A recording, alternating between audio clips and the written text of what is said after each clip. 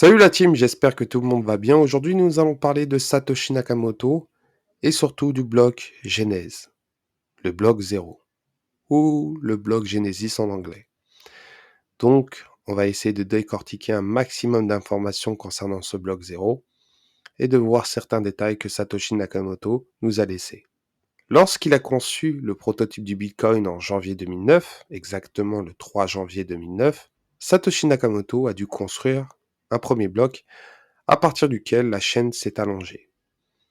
Ce bloc, il l'a appelé le bloc de Genèse, Genesis Block en anglais, en référence à la Bible, qui raconte la création du monde par Dieu.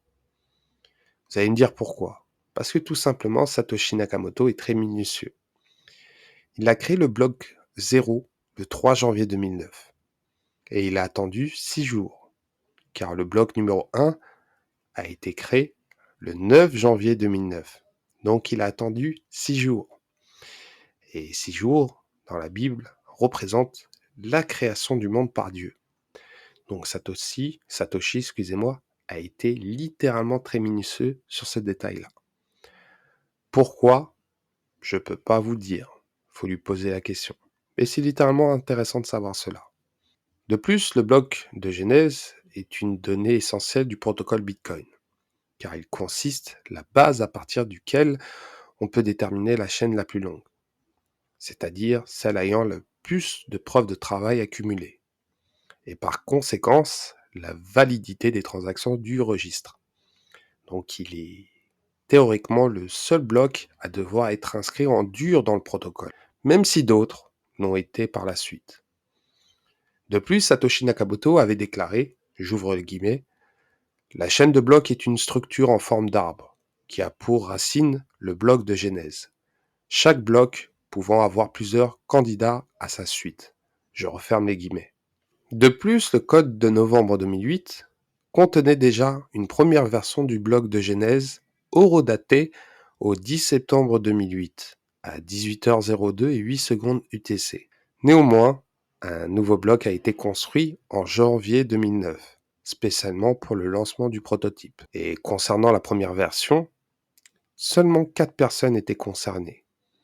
Bon, 4 personnes qui étaient littéralement concernées lors de cette première version. Satoshi Nakamoto, Al Finney, Ray Dillinger et James Donald notamment. C'est littéralement très intéressant. On parle beaucoup d'Al Finney, pour ceux qui connaissent, mais Ray Dillinger et James Donald, on en parle peu. C'est littéralement intéressant de détailler ces deux autres personnages qui sont littéralement discrètes sur le développement du Bitcoin. En tout cas, j'essaierai de creuser un peu. Et si je trouve certaines informations, je n'hésiterai pas à vous faire partager. Donc le bloc de Genèse que nous connaissons est ainsi présent dans la version 0.1 du logiciel du Bitcoin, qui a été publié le 8 janvier 2009. Et voici le détail de ce fameux Genesis bloc. Ce qu'on peut voir sur cette image, c'est le bloc en hexadécimal brut. Il pèse exactement 285 octets. Le bloc de Genèse est composé d'une entête de 80 octets et d'une unique transaction, la transaction de récompense. Ci-dessous, c'est son identifiant, donc le résultat de hachage de l'entête. Et l'utilisation, c'est le SHA-256. Et les zéros qui débutent, c'est l'identifiant qui indique qu'une preuve de travail a été réalisée. Sur l'entête, comme dans tous les blocs dans le protocole, il y a le bloc de Genèse qui possède une entête donnant 6 informations différentes. Voici cette entête en détail. La version, l'identifiant du bloc précédent, la racine de Merkel, l'horodatage, la valeur cible et le nonce. La version du bloc indique l'ensemble des règles respectées par le bloc. C'est la version 1 qui indique un respect des règles du protocole originel défini par Satoshi Nakamoto.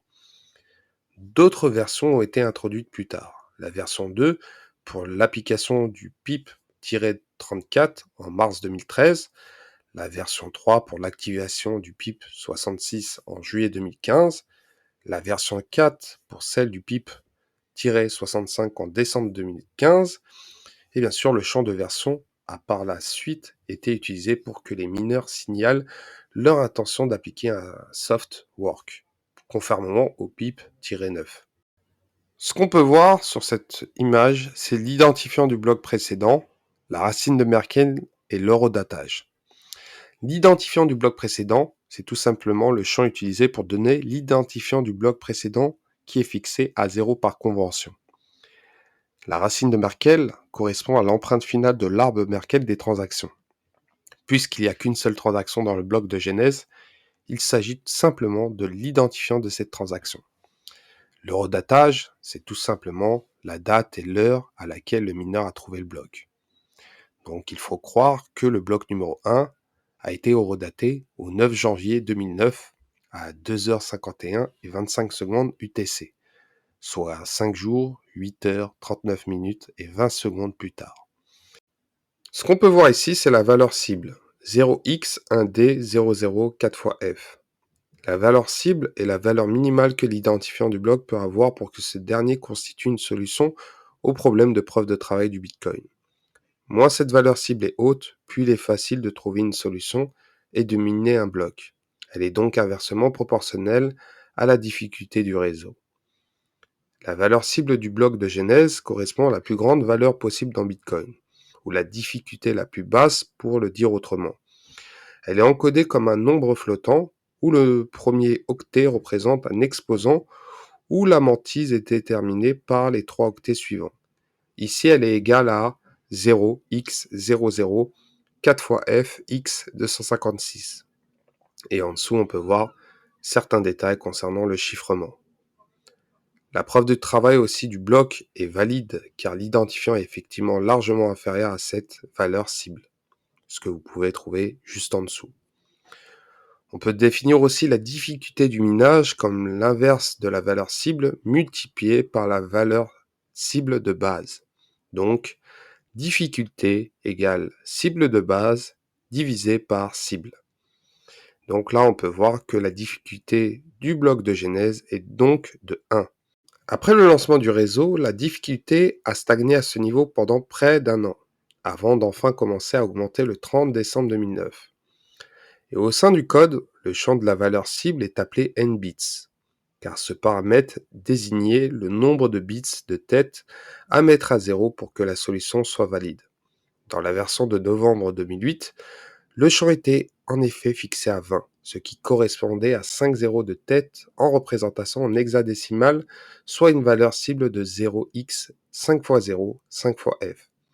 Et bien sûr, cette modification, Satoshi Nakamoto l'a fait. On peut voir la différence entre la version de novembre 2008 et celle de janvier 2009. Ce qu'on peut voir ici, c'est le nonce. Le nonce sur le bloc Genesis est 0x7 C2BA C1D. Le nonce provient du mot de l'expression anglaise for the nonce, qui signifie tout simplement pour la circonstance, pour l'occasion. Ça désigne le nombre que le mineur fait varier pour calculer la preuve de travail. Il n'y a aucune signification particulière car elle est donnée au hasard. Ici, ce qu'on peut voir, c'est l'ensemble des transactions. L'ensemble des transactions forme la seconde partie du bloc, donc elle est très importante. Ce qu'on peut voir, la première ligne, c'est le nombre de transactions, puis on voit la version, le nombre d'entrées, l'identifiant de transaction de la sortie précédente, l'index de la sortie précédente, la taille du script de déverrouillage, le script de déverrouillage, le numéro de séquence, le nombre de sorties, le montant, la taille du script de verrouillage, le script de verrouillage et le temps de verrouillage. Donc, sur la première ligne, on peut voir qu'il n'y a qu'une seule transaction. Et bien sûr, la transaction de récompense qui rémunère tout simplement le mineur qui est Satoshi Nakamoto pour la preuve de travail réalisée. Le bloc ne comporte aucune autre transaction, car c'est le bloc de genèse. Tout comme les blocs minés, dans les premiers jours, il a fallu attendre le 12 janvier 2009, le bloc 170, donc il a fallu attendre un moment, pour voir la première transaction effective du réseau à être confirmée, celle entre Satoshi Nakamoto et Hal Finney. Ici, on peut voir la version de transaction, la seconde ligne. La version de transaction indique comme celle-ci doit être interprétée. Elle est fixée à 1, conformément au protocole initial. Aujourd'hui, il existe également une version 2 qui autorise l'usage des verrous temporaires relatifs. Et dans cette version-là, elle est de 0, 8 fois 0, 1. Concernant la troisième ligne, c'est le nombre d'entrées de la transaction. Donc, sur le bloc Genesis, il contient une seule entrée. C'est la base de pièces, ou Coinbase en anglais, ce qui permet de créer de nouveaux bitcoins et de recueillir les frais de transaction. Donc cette entrée est purement superflue, mais permet de conserver une certaine cohérence dans l'implémentation du logiciel Bitcoin. Ici, ce qu'on peut voir, c'est l'index de la sortie précédente. Elle est de 0x 8 fois f. Ce champ est utilisé dans les transactions pour dire à quelle sortie transactionnelle correspond une entrée, en donnant la position de la sortie dans la transaction qui l'a créée. Puisqu'il s'agit d'une transaction de récompense et qui ne fait pas référence à une sortie transactionnelle précédente, ce champ est fixé au maximum par convention. Dans la ligne d'après, c'est le script de déverrouillage. Dans Bitcoin, le script de déverrouillage est combiné à un script de verrouillage précédent et détermine la validité d'une dépense. Il contient généralement les signatures nécessaires à la dépense d'une pièce et par conséquent souvent appelé script SIG. Dans le cas d'une transaction de récompense, l'entrée ne fait référence à aucune sortie transactionnelle existante, et ce script peut donc contenir des données arbitraires. Ici, le script se présente de manière suivante. Valeur cible, nonce supplémentaire et chaîne de caractères. La valeur cible, c'est 0x 4 fois f 001d. Le nonce supplémentaire, c'est 0x 04. Et la chaîne de caractères, c'est la fameuse phrase où vous pouvez voir The Times, le 3 janvier 2009, la chancelière est sur le point de renflouer les banques. Concernant cette fameuse phrase, elle est liée au journal The Times du 3 janvier 2009, qui annonçait que le ministre des Finances du Royaume-Uni était sur le point de renflouer les banques pour la deuxième fois. Le Times étant un quotidien anglais, cela a mené tout simplement à une spéculation sur l'identité de Satoshi Nakamoto, sachant que Satoshi Nakamoto avait une écriture en anglais britannique. Mais ce qui est intéressant concernant ce journal, c'est qu'il y a eu plusieurs versions. Et je prépare une vidéo spéciale sur le journal The Times. Et il y a certains indices très intrigants liés à Satoshi Nakamoto. De plus, avec cette fameuse phrase, ça nous prouve que Satoshi Nakamoto n'a pas lancé le réseau Bitcoin avant le 3 janvier 2009. La date, tout simplement, de l'eurodatage déclaré. Mais ça ne veut pas dire qu'il l'a lancé le 3 janvier 2009. Il aurait pu le lancer bien plus tard. Par exemple, le 8 janvier 2009, la date de publication du code. Ou peut-être entre le 3 et le 8 janvier 2009. Donc c'est très important de préciser ça concernant le lancement et surtout la création du bloc Genesis. Ce qu'on peut voir sur la ligne d'après, c'est le numéro de séquence. 0x 8 fois f. Le numéro de séquence de l'entrée est maximal, ce qui fait que la transaction est considérée comme finale. Sur la ligne juste après, c'est le nombre de sorties de la transaction. 0x 01. C'est la transaction qui contient une seule sortie, celle qui crédite Satoshi de son revenu de minage. Cette sortie est constituée d'un montant et d'un script de verrouillage. Ce qu'on peut voir ici, c'est le montant. Le montant est de 50 bitcoins. Il s'agit de la limitation maximum du taux de création monétaire de l'époque, soit 50 bitcoins par bloc. La ligne d'après, c'est le script de verrouillage. En anglais, script pub key. Et bien sûr, ça commence tout simplement par 0x41 ou 4104. Le script de verrouillage est l'ensemble des conditions à fournir pour pouvoir dépenser la pièce correspondante. Et la clé publique commence par 0467. Il s'agit donc d'une sortie transactionnelle de type Pay to Public Key, P2PK. C'est un schéma utilisé dans les débuts de Bitcoin qui demandait une simple signature pour débloquer les fonds.